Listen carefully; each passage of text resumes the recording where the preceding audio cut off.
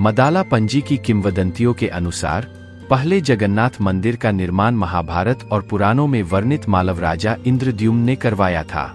इंद्रद्युम्न ने जगन्नाथ के लिए दुनिया का सबसे ऊंचा स्मारक बनवाया। यह 457 मीटर ऊंचा था। उन्होंने ब्रह्मांड के निर्माता को आमंत्रित किया ताकि मंदिर और मूर्तियों को पवित्र किया जा सके। जगन्नाथ मंदिर की उत्पत्ति के बारे में पारंपरिक कहानी यह है कि द्वापर युग के अंत में जगन्नाथ की मूल छवि इंद्रनील मणि या नीले रत्न के रूप में तट के पास एक बरगद के पेड़ के पास प्रकट हुई थी। यह इतनी चमकदार थी कि यह तुरंत मोक्ष प्रदान कर सकती थी, इसलिए धर्म के देवता ने इसे धरती में छिपाना चाहा और सफल रहे। कलयुग में इंद्रद्युम्न उस रहस्यमयी छवि को खोजना चाहते थे और ऐसा करने के लिए उन्होंने अपने लक्ष्य को प्राप्त करने के लिए कठोर तपस्या की। तब भगवान विष्णु ने उन्हें निर्देश दिया कि वे पुरी के समुद्र तट पर जाएं और वहां एक तैरता हुआ लट्ठा ढूंढकर उसके तने से एक प्रतिमा बनाएं। फिर इंद्रद्युम्न को लकड़ी का लट्ठा मिला। उन्होंने एक यज्ञ किया जिसमें से नरसिंह प्रकट हुए और निर्देश दिया कि नारायण को 4 गुना विस्तार के रूप में बनाया जाना चाहिए, यानी परमात्मा को वासुदेव, कृष्ण, उनके व्यूह को संकर्षण, बलभद्र, उनकी योगमाया को सुभद्रा और उनके विभव को सुदर्शन के रूप में बनाया जाना चाहिए। इसके बाद विश्वकर्मा एक कारीगर के रूप में प्रकट हुए और उन्होंने पेड़ से जगन्नाथ, बलभद्र और सुभद्रा की मूर्तियां तैयार की। जब यह लट्ठा प्रकाश से चमकता हुआ समुद्र में तैरता हुआ दिखाई दिया तो नारद ने राजा से कहा कि इसे 3 देवता बनाएं और उन्हें एक मंडप में रखें। इंद्रद्युम्न ने देवताओं के वास्तुकार विश्वकर्मा से देवताओं को रखने के लिए एक भव्य मंदिर बनवाया और विष्णु स्वयं देवताओं को बनाने के लिए एक बरी की आल में प्रकट हुए, इस शर्त पर कि उन्हें तब तक अप्रभावित छोड़ दिया जाएगा जब तक वे काम पूरा नहीं कर लेते। लेकिन 2 सप्ताह बाद ही इंद्रद्युम्न की रानी बहुत चिंतित हो गई। उसने सोचा कि बरी मर चुका है, क्योंकि मंदिर से कोई आवाज नहीं आ रही थी। इसलिए उसने राजा से दरवाजा खोलने का अनुरोध किया। इस प्रकार वे काम पर विष्णु को देखने गए, जिस पर भगवान ने अपना काम छोड़ दिया, देवताओं को अधूरा छोड़ दिया। देवता के हाथ नहीं थे, लेकिन एक दिव्य आवाज ने इंद्रद्युम्न को मंदिर में उन्हें स्थापित करने के लिए कहा। यह भी व्यापक रूप से माना जाता है कि देवता के हाथ न होने के बावजूद वे दुनिया पर नजर रख सकते हैं और इसके स्वामी हो सकते हैं।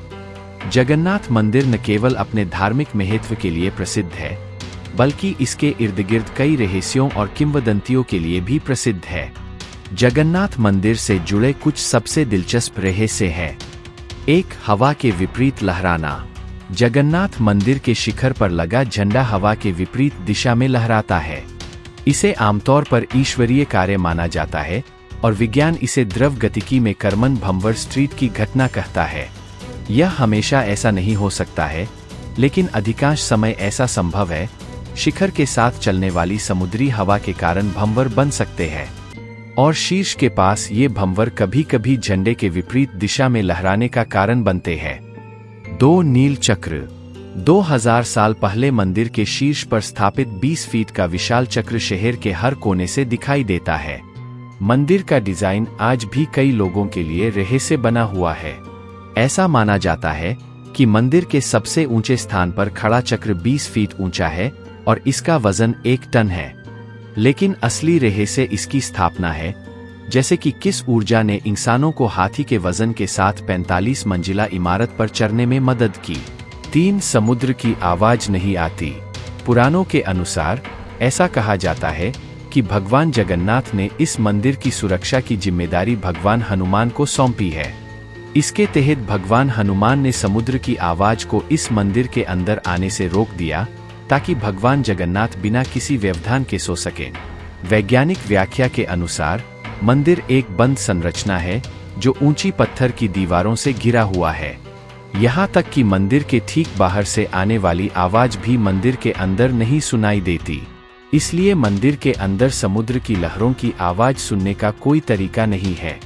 4. No fly zone. लोग आमतौर पर इस तथ्य से चकित होते हैं कि मंदिर के ऊपर कोई पक्षी या विमान उड़ते हुए नहीं दिखते हैं। इसे एक दैवीय कृत्य माना जाता है, लेकिन वैज्ञानिक कारण यह है कि मंदिर के ऊपर कोई पक्षी नहीं उड़ता है। संभवतः इमारत की बेलनाकार संरचना है। ऐसा माना जाता है कि अधिक आर्द्रता के कारण हवा का घनत्व कम होता है और रेनॉल्ड्स नो भी हवा के वेग के सीधे आनुपातिक होता है, जो समुद्र के पास अधिक होता है, और यह स्थिति जीवों के उड़ने के लिए अनुकूल लगती है। 5. कोई छाया नहीं।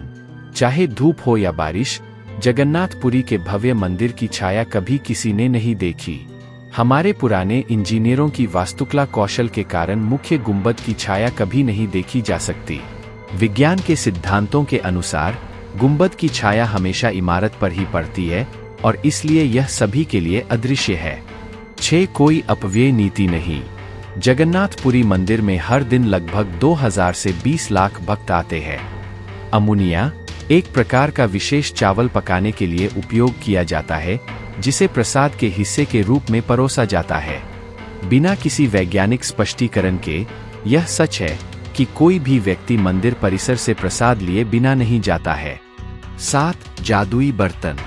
जगन्नाथ मंदिर में महाप्रसाद एक अनोखे अंदाज में पकाया जाता है, जिसमें एक के ऊपर एक साथ मिट्टी के बर्तन रखे जाते हैं।